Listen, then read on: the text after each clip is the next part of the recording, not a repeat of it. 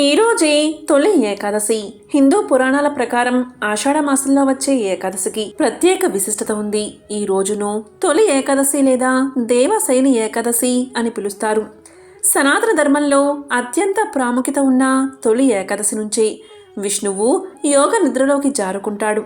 అంతేకాదు ఇవాల్టి నుంచే హిందువుల పండుగలు మొదలవుతాయి. ఈ రోజు నుంచి మొదలుకుని కార్తీక శుద్ధ ఏకాదశి వరకు లక్ష్మీ వల్లభుడు 4 నెలల పాటు క్షీరసాగరంలో శేషతల్పంపై యోగనిద్రలోకి జారుకుంటాడు. దీంతో చాతుర్మాసం ప్రారంభమవుతుంది. సూర్య భగవానుడు ఉత్తరాయణం నుంచి దక్షిణాయనంలోకి ప్రవేశిస్తాడు. హిందూ క్యాలెండర్ ప్రకారం ఈ సంవత్సరం తొలి ఏకాదశి శనివారంతో కలిసి వచ్చింది. శనివారం తొలి ఏకాదశి రావడం చాలా అరుదు. ఏకాదశి గొప్పతనాన్ని తెలిపే ఒక విశేషమైన కథను ఇప్పుడు తెలుసుకుందాం. భవిష్యోత్తర పురాణంలో కృష్ణుడు ధర్మరాజుకు ఈ ఏకాదశి మహత్యాన్ని వివరించాడని ఉంది. దీనినే ఉత్తాన ఏకాదశి అంటారు. ఈ సందర్భంగా ఏకాదశి జన్మ వృత్తాంతాన్ని ఇప్పుడు తెలుసుకుందాం. అనగనగా మురాసురుడు అనే రాక్షసుడు ఉండేవాడు. అతను మహాబలవంతుడు. ఇంద్రాది దేవతలను సైతం ఓడించి త్రిమూర్తుల మీదకే కాలు దువ్వడం మొదలుపెట్టాడు మురాసురుడు. ఆ బ్రహ్మ రాక్షసుని బారి నుంచి తమను కాపాడమంటూ ముల్లోకాల్లోని దేవతలంతా విష్ణుమూర్తిని ఆశ్రయించారు. దాంతో విష్ణుమూర్తి యుద్ధానికి సన్నద్ధుడై మురాసురునితో తలపడ్డాడు. ఇరువురికి మధ్య భీకరమైన సంగ్రామం మొదలైంది. 100 సంవత్సరాలుగా యుద్ధం జరుగుతున్నా ఎవరికీ స్పష్టమైన గెలుపు రాకుంది. ఈ లోపల విష్ణుమూర్తి యుద్ధంలో తనకు కలిగిన అలసటను తీర్చుకునేందుకు ఒక గుహలో విశ్రమించాడు. విష్ణుమూర్తి విశ్రాంతి తీసుకుంటున్న విషయం మురాసురునికి చేరింది. విష్ణువు నిద్రలో ఉండగానే అతన్ని సంహరించాలి అనుకుని నిదానంగా ఆ గుహను చేరుకున్నాడు. కాని విష్ణుమూర్తిది అంతా యోగ నిద్ర కదా. ఎప్పుడైతే చెడు తలంపుతో ఆయన దగ్గరకు మురాసుడు చేరుకున్నాడో వెంటనే విష్ణుమూర్తిలోంచి ఒక శక్తి ప్రభవించింది. ఆమె ఏకాదశి. కేవలం తన కంటి చూపుతోనే ఆ మురాసురుణ్ణి భస్మం చేసింది ఏకాదశీదేవి. తన రక్షణ కోసం ప్రత్యక్షమైన ఏకాదశి దేవతను చూసి విష్ణుమూర్తి చాలా ప్రసన్నుడయ్యాడు. నీకేం వరం కావాలో కోరుకోమంటూ అభయాన్ని వసగాడు. దానికి ఏకాదశి తాను ఒక ముఖ్యమైన తిథిగా నిలిచిపోవాలి అని, ఎవరైతే ఆ తిథి రోజున ఉపవాసం ఉండి విష్ణుమూర్తిని ధ్యానిస్తారో వారి పాపాలన్నీ హరించుకుపోవాలని కోరుకుంది. ఆమె కోరికలకి విష్ణుమూర్తి తన అంగీకారాన్ని తెలపడంతో ఏకాదశికి విశిష్టత ఏర్పడింది. మురాసురుణ్ణి సంహరించినందుకు విష్ణుమూర్తికి కూడా మురారి అన్న పేరు సార్థకమయ్యింది. జైమిని మహర్షి ఒకరోజు తన గురువుగారైన వ్యాస మహర్షి దగ్గరకు వెళ్లి ఇలా అడుగుతాడు. గురువుగారు, ఏకాదశి అనే పేరు నేను చాలాసార్లు విన్నాను. ఈ ఏకాదశి గురించి మీరేమనుకుంటున్నారు? ఏకాదశి రోజు ఏం చెయ్యాలి? ఏకాదశి రోజు ఉపవాసం చేయడం వల్ల ఏం జరుగుతుంది? ఒకవేళ ఉపవాసం చేయకపోతే ఏం జరుగుతుంది? ఏకాదశి గురించి పూర్తిగా తెలియచేసి నాకు జ్ఞానాన్ని ప్రసాదించండి అని కోరతాడు. అప్పుడు వ్యాసుడు చిరునవ్వు నవ్వి, మంచి ప్రశ్నే అడిగావు. రాబోయే తరాల వారికి కూడా ఈ సందేహం కలగవచ్చు. కాని కొద్దిమందికి మాత్రమే తెలుసుకోవాలి అని ఆశ పుడుతుంది. అలాంటి వారికి ఇది బాగా ఉపయోగపడుతుంది అని ఇలా చెప్పసాగాడు. సృష్టి జరిగిన తర్వాత భగవంతుడైన విష్ణుమూర్తి పాపమునకు మానవీకరణ చెయ్యదలిచి పాప పురుషుణ్ణి సృష్టించాడు. జీవులు చేసిన కర్మలు పాపాలు బట్టి వారికి శిక్షను విధించడం, వారికి పునఃజన్మ కలగజేయడం లాంటి ధర్మాలు నిర్వర్తించేవాడు పాప పురుషుడు. ఒకరోజు విష్ణుమూర్తి యమధర్మరాజు దగ్గరకు వెళ్తాడు. అక్కడ ఆర్తనాదాలు, ఏడుపులు వింటాడు. అప్పుడు విష్ణుమూర్తి ఇలా అంటాడు. ఎవరు వీళ్ళంతా? ఎందుకు వీళ్లను శిక్షిస్తున్నారు అని అడుగుతాడు. అప్పుడు యమధర్మరాజు ఇలా చెప్తాడు. స్వామి, మీరు పాపపురుషుణ్ణి సృష్టించారు కదా. అతను తన ధర్మాన్ని ఆచరిస్తున్నాడు. ఎవరైతే పాపాలు చేస్తారో వారిని శిక్షిస్తున్నాడు. అందువల్లే వీరందరికీ ఆ బాధలు అని చెప్పాడు. అప్పుడు విష్ణుమూర్తి ఇలా అంటాడు, మరి వీళ్ళందరికీ ఆ పాపాల నుంచి విముక్తి ఎలా కలుగుతుంది అని అడుగుతాడు. దానికి యమధర్మరాజు ఇలా సమాధానం చెప్తాడు, నాకెలా తెలుస్తుంది స్వామి, మీరే జగన్నాథుడు కదా, మీరే చెప్పాలి అంటాడు. అప్పుడు శ్రీ మహావిష్ణువులో ఉన్న కరుణ ఒక స్త్రీగా మారుతుంది. ఆమె ఇలా పలుకుతుంది, ఎవరైతే ఈరోజు నా ప్రభువును స్మరిస్తారో, ఆరాధిస్తారో వారు వారి పాపాల నుంచి విముక్తిని పొందుతారు. ఇదే నా వాగ్దానమని పలుకుతుంది. దీంతో యమలోకంలో ఉన్న పాపులంతా ఈ మాటలు విని విష్ణుమూర్తిని ప్రార్థించి వారి వారి పాపాల నుంచి విముక్తిని పొందుతారు. ఇది చూసిన పాప పురుషుడు వైకుంఠానికి వెళ్లి, స్వామి, అందరూ మిమ్మల్ని స్మరించి వారి పాపాలను తొలగించుకుంటున్నారు. మరి నేనేం చెయ్యాలి? నా పుట్టుకకు అర్థం ఏమిటి? జీవులు పాపాలు చేసినా మిమ్మల్ని స్మరించి పాప విముక్తిని పొందుతున్నారని పాప పురుషుడు అడగగా, దానికి శ్రీ మహావిష్ణువు ఇలా సమాధానం చెప్తాడు, ఓ పాపపురుషా, నీ అవసరం లేదు. ఇక నీవు నా రాజ్యాన్ని వదిలి వెళ్ళిపో అంటాడు. దానికి పాపపురుషుడు ఇలా పలుకుతాడు, స్వామి, మీరు జగన్నాథుడు, అంతటా మీరే కొలువై ఉంటారు. మరి నేను ఎక్కడికి వెళ్ళాలి అని కోరతాడు. దానికి మహావిష్ణువు ఇలా చెప్తాడు, ఎప్పుడైతే ఏకాదశి తన కర్తవ్య నిర్వహణలో ఉండదో అప్పుడు నీవు నీ ధర్మాన్ని నిర్వర్తించు. ఎప్పుడైతే ఆమె అధికారంలో ఉంటుందో అప్పుడు నీవు ఎక్కడికైనా వెళ్లి దాక్కు అంటాడు. దానికి పాపపురుషుడు, స్వామి, నేనెక్కడ దాకోను అని అడుగుతాడు. దానికి మహావిష్ణువు ఇలా చెప్తాడు, నీవు ఏకాదశి రోజు ధాన్యంలోకి వెళ్లి దాక్కు అంటాడు. ఈ విధంగా శ్రీ మహావిష్ణువు చెప్పిన విధంగా పాపపురుషుడు ధాన్యంలోకి వెళ్లి దాక్కుంటాడు, అంటే ఆహారంలో దాక్కుంటాడు. అందుకే ఏకాదశి రోజున అన్నం తినడం పాపమని చెప్తారు అని వ్యాస మహర్షి జైమిని మహర్షికి తెలియచేశాడు. అంతేకాదు, భరద్వాజ, మనకు ఉండే 11 సూక్ష్మ జ్ఞానాలు పరమాత్మ మీద లగ్నం చెయ్యాలి. ఏకాదశి రోజు చేసే ఉపవాసం ఎందుకు అంటే, ఏక అంటే 1, దశ అంటే 10, ఏకాదశి అంటే 11. ఉపవాసంలో ఉప అంటే దగ్గరగా, వాసం అంటే ఉండడం అని అర్థం. మనిషి యొక్క 11 సూక్ష్మ జ్ఞానాలతో శ్రీ మహావిష్ణువుకు దగ్గరగా ఉండడమే ఏకాదశి ఉపవాసం. ఈరోజు నిద్ర తిండిని వదిలేసి 11 సూక్ష్మ జ్ఞానాలను భగవంతునిపై లగ్నం చెయ్యాలి. 5 జ్ఞానేంద్రియాలు, 5 కర్మేంద్రియాలు మరియు మనస్సు మొత్తము కూడా దైవం మీద లగ్నం చేసి శ్రీ మహావిష్ణువును ధ్యానించాలి అని వ్యాస మహర్షి భరద్వాజుడికి తెలియచేశాడు. కాశ్మీర రాజ్యాన్ని సత్యవ్రతుడు అనే రాజు పరిపాలించేవాడు. ఆయన తన పేరుకు తగ్గట్టుగా ప్రవర్తించేవాడు. అతని రాజ్యంలో ధర్మం 4 పాదాల నడుస్తూ ఉండేది. ఎవరి వృత్తి ధర్మాలను వారు పాటించేవారు. రాజ్యంలో ఎక్కడా అధర్మం, అన్యాయం అనేవి లేకుండా ఉండడంతో ప్రజలంతా సుఖంగా ఉండేవారు. ఒకసారి సత్యవ్రతుడు ఇలా అనుకున్నాడు, మానవులు కేవలం ఈ లోకంలో మాత్రమే సుఖంగా ఉంటే చాలదు, పరలోకంలో కూడా సుఖంగా ఉండాలి. దానికి ఉన్న ఉపాయం ఒక్కటే, అదే దైవారాధన.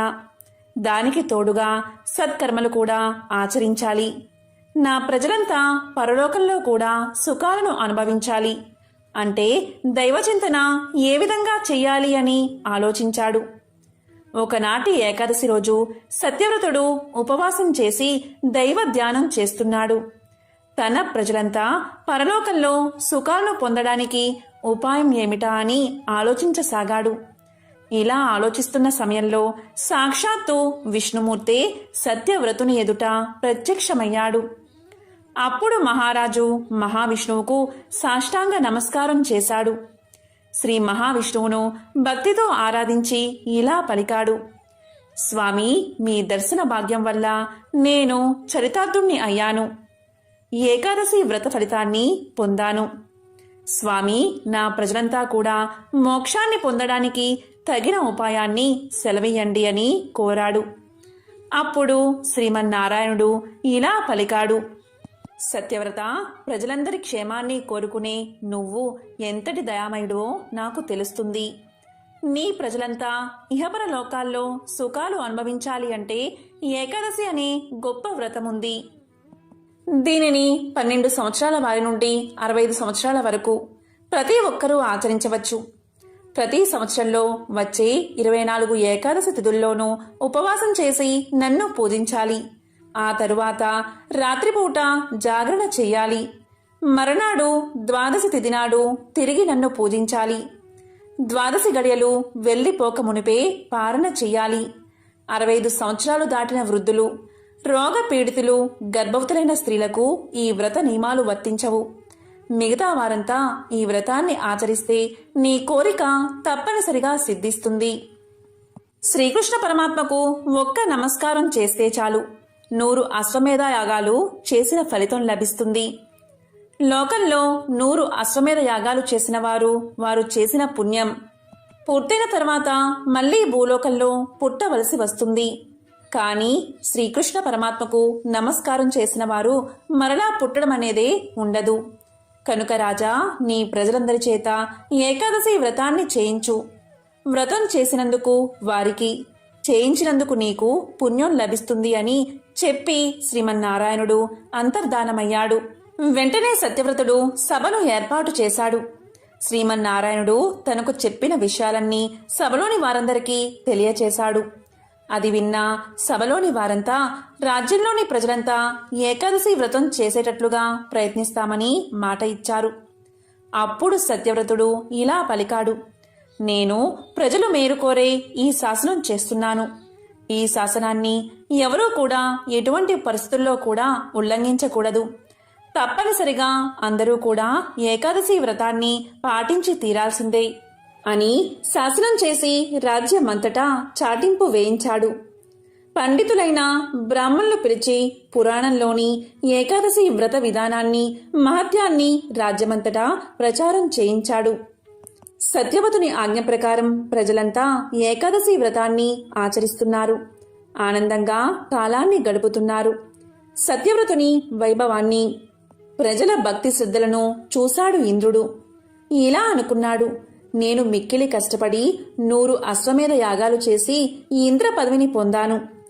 ఇప్పుడు సత్యవ్రతుడి రాజ్యంలోని వారంతా శ్రీకృష్ణనామ తత్పరులే. ఒక్క కృష్ణనామం పలికితే 100 అశ్వమేధ యాగాలు చేసినా ఫలితం లభిస్తుంది కదా. మరి ప్రజలంతా ఇన్ని ఏకాదశుల్లో ఎంతో కృష్ణనామ స్మరణ చేసి ఉంటారు కదా. వీరందరికీ ఎంతో పుణ్యం లభించి ఉంటుంది కదా. మరి వీరిలో ఏ ఒక్కడైనా నా ఇంద్ర పదవికి పోటీ వస్తాడేమో. కాబట్టి ఈ రాజ్యంలో అందరి చేత ఏకాదశి వ్రతాన్ని మానిపించాలి. ముందుగా రాజు వ్రతం చేయడం మానేస్తే ప్రజలు కూడా వ్రతం చేయడం మానేస్తారు. అప్పుడు నా ఇంద్ర పదవికి ఎటువంటి ఇబ్బంది ఉండదు అని దేవేంద్రుడు నిర్ణయించుకున్నాడు. వెంటనే తన ఆలోచనలను అమలు పరిచాడు. అందులో భాగంగా మాలిని అనే అప్సరసతో ఇలా పలికాడు. ఓ మాలిని, నీవు సత్యవ్రతుడి వద్దకు వెళ్లి నీ అందచందాలతో అతన్ని మోహంలో ముంచెత్తు. అతని ఏకాదశి వ్రతాన్ని దూరం చెయ్యి అని చెప్పి భూలోకానికి పంపించాడు. ఒకనాడు కొందరు అరణ్య ప్రాంతవాసులు సభకు వచ్చారు. వారు మహారాజుతో ఇలా అన్నారు. మహారాజా, అడవిలోని క్రూర మృగాలు చుట్టుపక్కల ఉన్న మా గ్రామాల్లోకి వస్తున్నాయి. మనుషులను, పశువులను ఆ క్రూర మృగాలు ఆహారంగా తినేస్తున్నాయి. అందుకే ప్రజలంతా వాటిని చూసి భయపడుతున్నారు. కనుక మీరు వేటకు ఆ ప్రాంతానికి వచ్చి క్రూర మృగాలను సంహరించి మమ్మల్ని కాపాడండి అని మొరపెట్టుకున్నారు. వెంటనే సత్యవ్రతుడు ఇలా పలికాడు. నేనే వచ్చి మీ భయాన్ని పోగొడతాను అని చెప్పి వారిని పంపించాడు. ఆ తరువాత సత్యవ్రతుడు వేటకు బయలుదేరాడు. 7 రోజుల పాటు వేట నిర్విఘ్నంగా సాగింది. సత్యవ్రతుడు రాజ్యానికి తిరిగి ప్రయాణం కాబోతున్నాడు. ఆ రోజు రాత్రి శిబిరంలో విశ్రాంతి తీసుకుంటున్న సత్యవ్రతుడికి ఒక స్త్రీ దీనంగా ఏడుస్తున్న శబ్దం వినిపించింది. అప్పుడు సత్యవ్రతుడు భటులతో ఆ ఏడుస్తున్న స్త్రీని నా వద్దకు తీసుకురండి అని ఆదేశించాడు. వెంటనే భటులు వెళ్లి రోదిస్తున్న స్త్రీని సత్యవ్రతుడి వద్దకు తీసుకువచ్చారు. ఆమెను చూసిన సత్యవ్రతుడు ఆమె యొక్క ఎటువంటి కష్టాన్నైనా తీర్చాల్సిందే అని నిర్ణయించుకున్నాడు. అప్పుడు ఆమెతో ఇలా పలికాడు. నీ దుఃఖానికి కారణమేమిటి? నీ వివరాలు ఏమిటి? అని ప్రశ్నించాడు. దానికి ఆమె ఇలా చెప్పింది. మహారాజా, నాకు తల్లిదండ్రులు లేరు. నా సోదరుడు నన్ను అమ్మేసి సొమ్ము చేసుకోవాలి అనుకుంటున్నాడు. అందుకే ఎవరికీ తెలియకుండా పారిపోయి ఈ అడవిలోకి వచ్చాను. ప్రస్తుతం నాకు ఎవరూ దిక్కులేరు. నా మీద దయవుంచి నాకు మళ్లీ జీవితాన్ని ప్రసాదించండి అని కోరుకుంది. రాజు ఆమె మాటల మాయలో పడిపోయాడు. ఆమెను వెంటబెట్టుకుని తన సామ్రాజ్యానికి తీసుకువచ్చాడు. ఆమె అందానికి లొంగిపోయి ఆమెను వివాహం కూడా చేసుకున్నాడు. దాంతో ఆమె చిన్న రాణి అయ్యింది. తాను వచ్చిన పని పూర్తి కాబోతున్నదని అనుకుంటూ చిన్నరాణి భర్త మాటను లెక్క చేయడం మానేసింది. మహారాజు చిన్న చిన్న విషయాలు పట్టించుకునేవాడు కాదు. ఆమె ఎలా చెబితే అలాగే చేసేవాడు. ఇక చిన్న రాణిలో నేను ఏది అంటే అదే జరిగి తీరాలి అని మూర్ఖత్వం వచ్చేసింది. మహారాజు కూడా ఆమె మాయలో పూర్తిగా మునిగిపోయాడు. ఇలా కాలం గడుస్తూ ఉండగా ఒకరోజు ఏకాదశి రానే వచ్చింది. అందరూ ఏకాదశి వ్రతం చేయడానికి సిద్ధమవుతున్నారు. రాజు కూడా వ్రతాచరణకు సిద్ధమవుతున్నాడు. ఇంతలో చిన్నరాణి తన పుట్టినరోజు వేడుకలు తప్పనిసరిగా జరిపించాలి అని మహారాజుకు వర్తమానం పంపింది. కేవలం మహారాజే కాదు, రాజ్యంలోని వారంతా తన పుట్టినరోజు వేడుకల్లో తప్పనిసరిగా పాల్గొవాలి అని వర్తమానం పంపించింది. చిన్నరాణి పంపిన వార్తను విని మహారాజు ఆశ్చర్యపోయాడు. ఒకవైపు అందరూ ఉపవాస దీక్షను బట్టి వ్రతాన్ని ఆచరిస్తున్నారు. ఇక ఆ మహారాజు అందరినీ వ్రతం చెయ్యమని ఆదేశించాడు. చిన్నరానికి శతవిధాలా నచ్చ చెప్పడానికి ప్రయత్నించాడు. కాని ఆమె తాను పట్టిన పట్టు విడవలేదు. ఇక మహారాజు కూడా అంతే పట్టుదలతో భార్యతో ఇలా అన్నాడు. నేను భార్య బిడ్డల్ని అయినా వదులుకుంటాను, కాని వ్రతాన్ని మాత్రం వదలను అన్నాడు. చిన్నరానికి మంచి అవకాశం వచ్చింది. అనుకున్న విధంగా రాజుతో ఆమె ఇలా పలికింది. అయితే నీ పెద్ద భార్యను కుమారుణ్ణి బలి ఇచ్చి నీ భక్తిని నిరూపించుకో, లేదా ఏకాదశి వ్రతాన్ని ఆచరించు అని అడిగింది. అప్పుడు మహారాజు ఏకాదశి వ్రతాన్ని నేను మానలేను అనుకుని తన పెద్ద భార్యను కుమారుణ్ణి వధించడానికి సిద్ధపడ్డాడు. పెద్దరాణ్ణి చంపడానికి రాజు ఎత్తిన కత్తి పెద్దరాణి మెడలో పూలమాల అయ్యింది. అంతే, మరుక్షణమే శ్రీమన్నారాయణుడు ప్రత్యక్షమయ్యాడు. సత్యవ్రతునికి దేవేంద్రుడి దుర్మార్గం గురించి వివరించి చెప్పాడు. ఈ మాలిని దేవేంద్రుడు నిన్ను వధించడం కోసం పంపిన అప్సరస. కాబట్టి సత్యవ్రత, నా అనుగ్రహం ఉన్నంత వరకు నువ్వు ఈ మాయలో చిక్కుకోవు. ఈ మాయలు నిన్ను ఏమీ చెయ్యలేవు. ఇకపై ఈ స్త్రీ మీద నీకు కలిగిన మోహాన్ని విడిచిపెట్టు. ఈమెను నీ రాజ్యం నుంచి తరిమి కొట్టు. నువ్వు ధర్మ మార్గాన్ని ఎప్పటికీ విడిచిపెట్టకు. నీకు అంతా శుభమే కలుగుతుందని చెప్పి శ్రీమన్నారాయణుడు అంతర్ధానమయ్యాడు. సత్యవ్రతుడు ఏకాదశి రోజు విష్ణుదేవుని దర్శనంతో పరమానంద భరితుడయ్యాడు. సత్యవ్రతుడు ఇహలోకంలో సమస్త భోగాలను అనుభవించి చివరికి వైకుంఠ ప్రాప్తి పొందాడు. తన జీవితాన్ని బతికి ఉన్నంతకాలం ప్రజాసేవకే అంకితం చేస్తూ శ్రీహరి సేవలో గడిపి ధన్యుడయ్యాడు. కాబట్టి ఈరోజు ఈ కథను విన్నా, చెప్పినా, చదివినా జన్మల పాపాలు తొలగి కోటి జన్మల పుణ్యం కలుగుతుంది. సకల ఐశ్వర్యాలు కలుగుతాయి. తొలి ఏకాదశి గురించి పురాణాల్లో ఉన్న కథ వింటే చాలు, సకల ఐశ్వర్యాలు మీకు లభిస్తాయి. మరి ఆ కథ ఏంటో ఇప్పుడు తెలుసుకుందాం. గాలవ్యముని కుమారుడైన బద్ధశీలుడు జితేంద్రియుడు బాల్యం నుంచే గొప్ప విష్ణు భక్తుడు. అతని హరిభక్తికి ఆనందించిన గాలవుడు ఇలా పలికాడు. నీకు ఇంత భక్తి ఎలా కలిగింది అని అడిగాడు. అప్పుడు భద్రశీలుడు ఇలా సమాధానం చెప్పాడు. తండ్రి, నేను గత జన్మలో ధర్మకీర్తి అనే రాజుని. నా గురువు దత్తాత్రేయ మహర్షి. అతని బోధన వల్ల కొంతకాలం ధర్మబద్ధంగానే రాజ్యాన్ని పాలించాను. తరువాతి కాలంలో బాగా విలాసాలకు అలవాటు పడ్డాను. దీని కారణంగా ఎన్నో అకృత్యాలకు పాల్పడి నా ప్రజల సంగతే మర్చిపోయాను. నా ప్రజలు కూడా నాలాగే పాపాలు చేయడం మొదలుపెట్టారు. నేను ఒకసారి అడవికి వెళ్ళాను. అలసి అలసి తిరగడం వల్ల నాకు బాగా ఆకలి వేసింది. తినడానికి ఏమీ దొరకలేదు.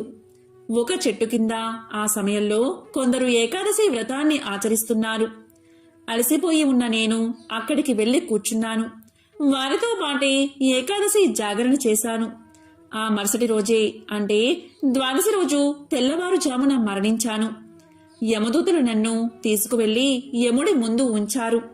ఎంతో పాపాత్ముడైన నేను ఏకాదశి రోజున ఉపవాసం ఉండి ఏకాదశి వ్రతాన్ని కల్లారా చూసి జాగరణ చేయడం వల్ల నా పాపాలన్నీ పటాపంచలు అయిపోయాయని చిత్రగుప్తుడు చెప్పడంతో యమధర్మరాజు నన్ను వదిలిపెట్టాడు. అంతేకాదు యమధర్మరాజు ఇలా పలికాడు: విష్ణు భక్తులను ఏకాదశి వ్రతాన్ని తెలిసి తెలియక పాటించిన వారిని సైతం యమలోకంలోకి తీసుకురావద్దని భటుల్ని హెచ్చరించాడు. దాంతో నేను చేసిన అకృత్యాలకు ఎంతో పశ్చాత్తాపపడ్డాను. అప్పుడు యమధర్మరాజు నన్ను స్వర్గానికి పంపాడు. తరువాత నా పుణ్యభాగ్య విశేషం వల్ల మీకు పుత్రుడిగా జన్మించాను. గత జన్మ అనుభవం వల్ల స్వయంగా నేనే ఏకాదశి వ్రతాన్ని ఆచరించడమే కాదు, ప్రజలందరి చేత ఈ వ్రతాన్ని ఆచరించేలా చేస్తున్నాను అన్నాడు ఆ ముని కుమారుడు. అది విన్న గాలవుడు ఎంతో సంతోషించాడు. ఒకసారి నారదుడు ఇంద్రుడికి ఇలా చెప్పాడు: ఓ ఇంద్రదేవా, భూలోకంలో రుక్మాంగద మహారాజు ఉన్నాడు. ఆ రాజు తోట మీ నందనవనం కంటే ఎంతో అందంగా ఉంటుంది అని చెప్పగా, ఆ మాటలు విన్న ఇంద్రుడు ఆ తోటను చూసి రమ్మని అప్సరసలను పంపించాడు. దీంతో ఆ అప్సరసలు ఆకాశ మార్గంలో భూలోకంలో ఉన్న ఆ తోటలోకి వచ్చి మొత్తం పూలంటినీ కూడా కోసుకుని వెళ్లిపోయేవారు. మర్నాడు రుక్మాంగద మహారాజు పూజకు పువ్వులు లేకపోవడం వల్ల పూలు ఏమయ్యాయా అని ఆరా తీయగా, కాపలా భటులు ఆ పువ్వులు కోసినట్లు ఎవర్ని మేము చూడలేదు అని సమాధానం చెప్పారు. అప్పుడు రుక్మాంగద మహారాజు కాపలా వాళ్లను ఎక్కువ మందిని పెట్టాడు. అయినా మర్నాడు కూడా అదే పరిస్థితి. ఇలా 3 రోజులు వరుసగా జరగడంతో చర్చ మొదలైంది. దానిమీద రాజుకు కంటిమీద కునుక్కు లేకుండా పోయింది. పూల తోటలోకి చీమను కూడా పోనీయకుండా జాగ్రత్త పడినా ఇలా జరుగుతుంది అంటే ఆకాశ మార్గంలో ఎవరో దొంగలిస్తున్నారని చెప్పడంతో రాజుగారు తోట మొత్తం దేవుడి నిర్మాణ్యం అంటే పూజకు దేవుడి మీద పెట్టి తీసేసిన పువ్వులు మొదలైనవి ఆ తోటంతా జల్లించాడు. ఆ నిర్మాణ్య దోషం వల్ల మరుసటి రోజు ఉదయానికల్లా అప్సరసలు అలా తోటలో నిల్చుడి ఉండిపోయారు. వారి పాదాలకు దేవుడి నిర్మాణ్యం తగలడం చేత వారు దైవత్వాన్ని కోల్పోయారు. ఆకాశ మార్గాన ఎగిరిపోయే శక్తిని కోల్పోయారు. అప్పుడు రాజుగారు అప్సరసలను అడిగి విషయమంతా తెలుసుకుని మంత్రి సలహా మేరకు ఆ రోజు ద్వాదశి కావడం వల్ల నిన్న అనగా ఏకాదశి నాడు ఎవరైతే భోజనం చేయకుండా రాత్రి నిద్రపోకుండా ఉంటారో వాళ్లను తీసుకువచ్చి వాళ్ల ఫలాన్ని వీళ్లకు దారపోస్తే తిరిగి అమృతత్వం పొందుతారని, కాబట్టి ఆ విధంగా భోజనం నిద్రలేని వాళ్ళని తీసుకురమ్మని భటుల్లో ఆజ్ఞాపిస్తాడు రుక్మాంగద మహారాజు. తరువాత భటులు నగరమంతా కూడా గాలిస్తారు. ఒక పూరి గుడిసెలో ఉన్న ముసలవ్వ కనిపిస్తుంది భటులకు. రాత్రి భోజనం చేశావా అవ్వా అంటే ఆ అవ్వ, లేదు బాబు, నా కోడలు నాకు రాత్రి భోజనం పెట్టలేదు, భోజనం లేకపోవడం వల్ల నాకు నిద్ర కూడా పట్టలేదు అని సమాధానం చెప్పగా భటులు ఆ అవ్వను రాజు వద్దకు తీసుకువెళ్తారు.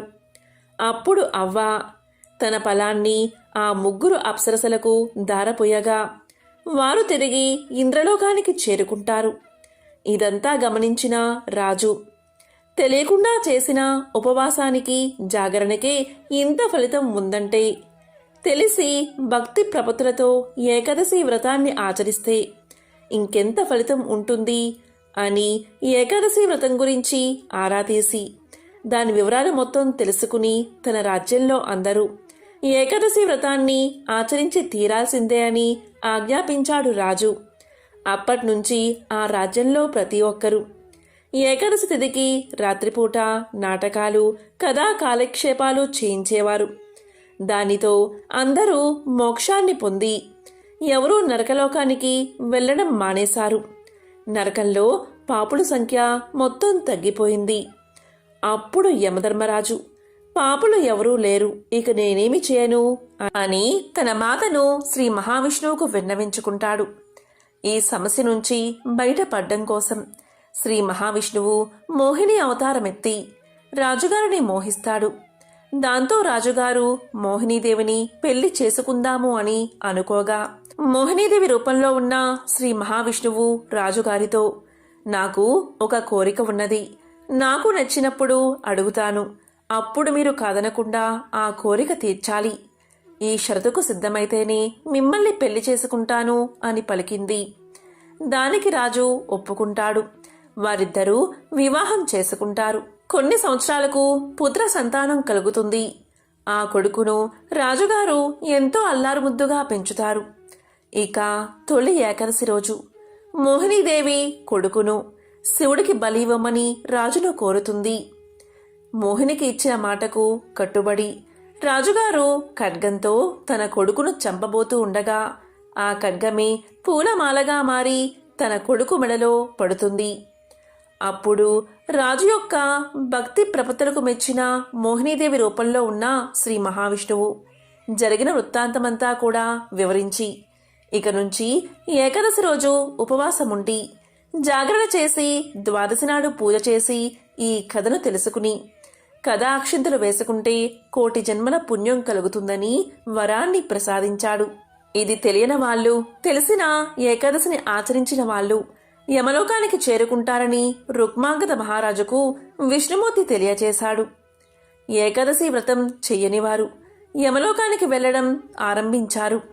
కొంత ఉపశమనం కలిగింది యమధర్మరాజుకు. మోక్షాన్ని ప్రసాదించే గజేంద్ర మోక్షం కథను ఒక్కసారైనా వింటే చాలు, జన్మల పాపాలు తొలగి మోక్షం కలుగుతుంది. శ్రీ మహావిష్ణువు యొక్క సంపూర్ణ అనుగ్రహం కలుగుతుంది. మరి ఆ కథ ఏంటో ఇప్పుడు ఈ వీడియోలో తెలుసుకుందాం.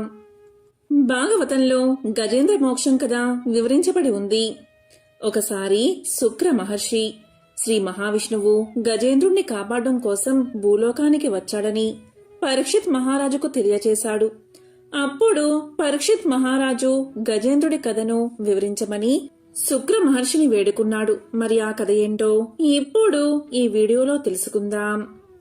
క్షీరసాగర మధ్యంలో త్రికూటమనే పర్వతముంది. ఆ పర్వతానికి 3 శిఖరాలు ఉన్నాయి. ఒక శిఖరం బంగారంతో, ఇంకో శిఖరం ఇనుముతో, మరొకటి వెండితో అలరారుతూ ఉండేవి. ఆ కొండల మీద రకరకాలైన గగనచారులు, కిన్నెరలు విహరిస్తూ ఉండేవారు.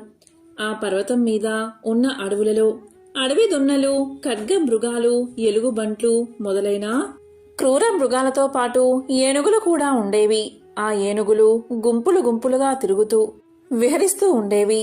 ఒకరోజు ఆ గుంపులు ఆహారం కోసం దాహ బాధతో తిరుగుతూ సరోవరానికి చేరుతూ ఉన్నప్పుడు ఒక ఏనుగుల గుంపు చీలిపోయింది. అందులోని ఆడ ఏనుగులు గజరాజును అనుసరించి ఇంకో సరోవరాన్ని చేరుకున్నాయి. అలా ఏనుగులు చేరుకున్న ఆ సరోవరం అతి విశాలమైనది. ఆ సరోవరం నిండా వికసించిన కలువలు, తామరలు, ఇంకెన్నో జలచరాలు నివసిస్తూ ఉన్నాయి. వాటిలో కొన్ని మొసళ్ళు కూడా ఉన్నట్లు ఏనుగులకు తెలియదు. ఆడ ఏనుగులు దాహ బాధ తీర్చుకుని జలక్రీడలు జరిపి బయటకు వచ్చిన తరువాత గజరాజు కూడా సరోవరంలోకి ప్రవేశించి నీళ్లు తాగి తొండం నిండా నీరు నింపి గగనవీధిలోకి చిమ్ముతున్నాడు. ఆ విధంగా నీటిని చిమ్ముతూ ఉంటే సరోవరంలోని కర్కాటక మీనాలు రోదసిలోని మీన కర్కాటకాలను చేరినట్లు కనిపించింది. ఇలా ఆ గజరాజు జలక్రీడ జరుపుతూ ఉన్న సమయంలో ఆ చెరువులో ఉన్న ఒక ముసలి ఆ గజరాజు యొక్క కాలును పట్టుకుంది. పట్టు విడిపించుకుని తొండంతో దెబ్బ తీయాలని ఆ ఏనుగు చూసింది. వెంటనే ఆ ముసలి ఏనుగు యొక్క ముందు కాళ్ళు పట్టుకుంది. ఆ ఏనుగు తన దంతాలతో ముసలిని కుమ్మి విడిచింది. అప్పుడు ఆ ముసలి వెనుకవైపు వచ్చి ఏనుగు తోకను కుమ్మి చీల్చింది. అలా ఆఖరి మకరం ఒకదాన్ని ఒకటి కుమ్మి చీల్చుకుంటూ ఉండగా కరిబలం సన్నగిల్లుతుంది. జలమే తన నివాస స్థానం అవడం వల్ల మకరం బలం అంతకంతకు పెరుగుతూ ఉండడంతో గజరాజు నీరసిస్తుంది. ఈ విధంగా ముసలితో పోరు సాగించలేక దీనావస్థలో పడిన ఆ గజరాజు మకరాన్ని గెలవడం తన వల్ల కాదు అని నిశ్చయించుకుని తన్ని రక్షించమంటూ సర్వేశ్వరుడైన నారాయణుణ్ణి ప్రార్థించాడు. ఈ విధంగా ప్రార్థించాడు. అక్కడెక్కడో వైకుంఠపురంలోని ఓ మూల ఒక సౌధం. ఆ సౌధ పరిసరాల్లో మందారవనం, అందులో అమృత సరస్సు. అక్కడ మంచంపై లక్ష్మీదేవితో వినోదించు శ్రీమన్నారాయణుడికి ఏనుగు పాహి పాహి అని పెట్టిన కేక వినిపించగానే వెంటనే బయలుదేరాడు మహావిష్ణువు. భక్తుణ్ణి రక్షించడానికి భగవంతుడు బయలుదేరిన తీరు అమోఘం. గజేంద్రుడి ప్రాణాలు కాపాడాలి అనే ఉత్సాహంతో నిండిపోయిన విష్ణుమూర్తి లక్ష్మీదేవికి చెప్పలేదు. శంఖ చక్రాలను రెండూ చేతుల్లోకి తీసుకోలేదు. సేవకులనెవరినీ పిలవలేదు. గరుడ వాహనాన్ని సిద్ధపరుచుకోలేదు. చివదుద్దు వరకు జారిన జుట్టు చక్కదిద్దుకోలేదు. ప్రణయ కలహంలో ఎత్తిపట్టిన లక్ష్మీదేవి కొంగైనా వదల్లేదు. అలా వెళ్తున్న నారాయణ్ణి చూసి మహాలక్ష్మి తన మనసులో ఈ విధంగా అనుకుంది. ఏ దుష్ట దుశ్శాసనుడు కబంధ హస్తాల్లోనైనా చిక్కుకున్న ద్రౌపదీదేవి వంటి ఇల్లాలు మొరపెట్టుకుంటుందా? మళ్ళీ పరమమూర్ఖుడైన సోమకాసురుడు వేదాలను దొంగలించడానికి వచ్చాడా? అసురులు అమరావతిపైకి దండెత్తి వస్తున్నారా? ప్రహ్లాదుడు వంటి భక్తులను హింసించే హిరణ్యాక్షుడు మళ్లీ బయలుదేరాడా అని సంశయించి ఆయన వెంట బయలుదేరింది. ఆ విధంగా గజరాజు ఉన్న సరోవరాన్ని చేరుతూనే తన సుదర్శన చక్రాన్ని విడిచిపెట్టాడు మహావిష్ణువు. ఆ సుదర్శన చక్రం విస్ఫులింగాలు చిమ్ముతూ మరుక్షణంలో సరోవరంలోకి ప్రవేశించి ఆ ముసలి తలను ఖండించింది. వెంటనే గజేంద్రుడు ఊపిరి పీల్చుకుని కొల నుండి బయటకు వచ్చి కరణీ బృందాన్ని చేరి సంతోషంతో తొండం ఎత్తి పలకరించాడు. అప్పుడు శ్రీహరి తన శంఖాన్ని పూరించాడు. ఆ పాంచజన్యపు ధ్వని శత్రుజనానికి హృదయ విదారకం, సజ్జనులకు ఉల్లాసభరితాన్ని కలిగిస్తుంది. అప్పుడు నారాయణుడు తన కర స్పర్శతో ఆ కరిని అనుగ్రహిస్తాడు. ఆ అనుగ్రహంతో ఆ గజరాజు వైకుంఠాన్ని చేరుకుంటాడు. నిరంతరం ఎవరైతే శ్రీహరిని స్మరిస్తారో వారిని ఎప్పుడూ నేను విస్మరించను అని శ్రీదేవికి చెప్పగా ఆ లక్ష్మీదేవి దీనుల మొరవిని వారిని రక్షించే శ్రీ మహావిష్ణువుతో రావడం కంటే భాగ్యం ఏముంటుంది అని అనుకుంటుంది. గజరాజు నీటి నుండి తామర పుష్పాన్ని తీసుకువచ్చి స్వామివారి పాదాల దగ్గర పెట్టి నమస్కారం చేసింది. ముసలి చనిపోయినప్పుడు అందులో నుండి ఒక గంధర్వుడు వచ్చి గంధర్వ లోకానికి వెళ్లిపోయాడు. ఇలా కథ వింటూనే పరీక్షితుడు శుక్ర మహర్షితో ఇంతటి పుణ్యం ఆ గజరాజుకు ఎలా వచ్చిందో చెప్పమని అడగగా అప్పుడు శుక్ర మహర్షి ఇలా చెప్పసాగాడు. ఒకప్పుడు ద్రవిడ దేశాన్ని పరిపాలించే రాజు ఉండేవాడు. అతను అష్టాక్షరి మంత్రోపదేశాన్ని పొంది ఒక పర్వత శిఖరానికి చేరుకుని అక్కడ అష్టాక్షరి మంత్రం ఉపాసన చేద్దామని భావించి అక్కడే మంత్రజపం చేస్తూ ఉండగా అక్కడికి అగస్త్య మహర్షి వచ్చాడు. అయితే మంత్రజపం చేస్తున్నానని మహర్షి వచ్చినా లేవకపోవడంతో ఆగ్రహించిన అగస్త్యుడు నువ్వు ఏనుగు యోనియందు జన్మిస్తావు అని అతన్ని శపించాడు. అయితే మహాపురుషులు ఏనాడైతే మీ ఇంటికి వస్తారో ఆ రోజే మీ పూజ ఫలించిందని గుర్తు పెట్టుకోవాలి అనడంతో అలా గజరాజుగా జన్మించి తన ప్రాణాలు పోయే సమయంలో గత జన్మలో చేసిన మంత్రానుష్ఠాన ప్రభావం వల్ల శ్రీమన్నారాయణుడు గుర్తుకు వచ్చి శరణాగతి చేశాడు. ఇక గంధర్వుడి విషయానికి వస్తే గంధర్వుడు ఒకరోజు గంధర్వ కాంతలతో నీటిలో నిలబడి స్నానం చేస్తూ ఉండగా అక్కడికి బాగా చిక్కిపోయిన ఒక మహర్షి రాగా అతన్ని అపహాస్యం చేశాడు ఆ గంధర్వుడు. గంధర్వ కాంతలు నవ్వుతారని అనుకుని నీటి లోపల నుండి వచ్చి ఆ మహర్షి కాలని లాగాడు గంధర్వుడు. దీంతో మహర్షి నీటిలోకి పడిపోయాడు. అప్పుడు ఆగ్రహించిన మహర్షి నీకు నీటి అడుగు నుండి వచ్చి కాలులాగే అలవాటు ఉంది కనుక అలా చేసే ముసలివై జన్మించమని శపించాడు. ఆ విధంగా సుదర్శన చక్రంతో తల నరకబడగా అతనికి శాప విమోచనం కలిగింది. అందుకే గంధర్వుడయ్యి గంధర్వ లోకానికి వెళ్ళిపోయాడు. ఈ విధంగా గజేంద్ర మోక్షం కథను శుక్ర మహర్షి పరీక్షిత్ మహారాజుకు తెలియజేశాడు. ఈ విధంగా భాగవతంలో చెప్పిన కథలన్నీ ఒక ఎత్తు అయితే గజేంద్ర మోక్షం ఒక ఎత్తు.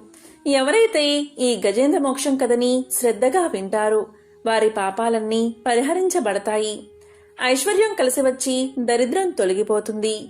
గ్రహదోషాల వల్ల కలిగే పీడలు తొలగిపోతాయి. ఓం నమో నారాయణాయ. ఓం నమః శివాయ.